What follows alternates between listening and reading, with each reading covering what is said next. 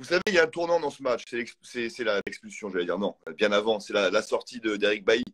Le but vient juste après. On sent bien que voilà, Eric Bailly sort, il faisait un super match, il était solide, il avait vraiment amené du ciment à cette défense marseillaise. Et sa sortie, honnêtement, le tournant du match, c'est la sortie de Bailly, voilà, pour moi. Bien avant l'expulsion de Gigot, le tournant du match, c'est la sortie de Bailly, il y a le but juste après. Mais voilà, j'aime beaucoup, beaucoup de joueurs, il est très fort. Je trouve qu'avec Charles Mbemba derrière, c'est vraiment bien.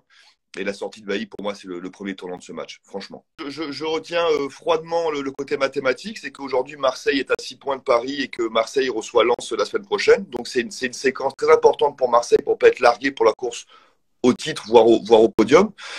Et je retiens le côté gardien. Voilà, j'ai vu deux très, très bons gardiens hier soir. Et pour moi, Paul Lopez a fait son meilleur match avec l'OM. J'ai pas toujours été très tendre avec lui. Parce que je trouvais qu'il y avait un gros écart entre lui et Mandanda et entre lui et d'autres gardiens qui jouaient le haut du tableau en Ligue 1. Et hier soir, j'ai trouvé dans la technique et dans l'attitude un Paul Lopez qui est un gardien qui, pour moi, à ce niveau-là, peut s'imposer à Marseille sur la durée. Je trouve que Paul Lopez hier a fait un match extraordinaire. C'est-à-dire, s'il n'y a pas un grand Paul Lopez hier, et si on est très honnête, c'est 2-0 au bout d'un quart d'heure de jeu.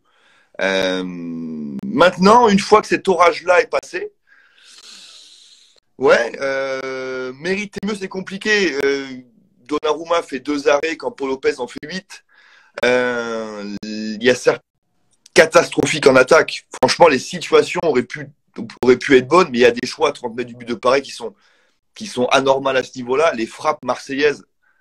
Alors là, si Tudor nous regarde, il faut faire un gros atelier frappe cette semaine, hein, parce que ça va pas du tout. Là, ils ont canardé la tribune du parc pendant tout le match. Il y avait vraiment mieux à faire, je pense. De là à avoir des regrets, ou de là à dire que Marseille méritait mieux, je pense qu'honnêtement, on peut pas dire que Paris a volé sa victoire. Ça serait pas juste pour les Parisiens.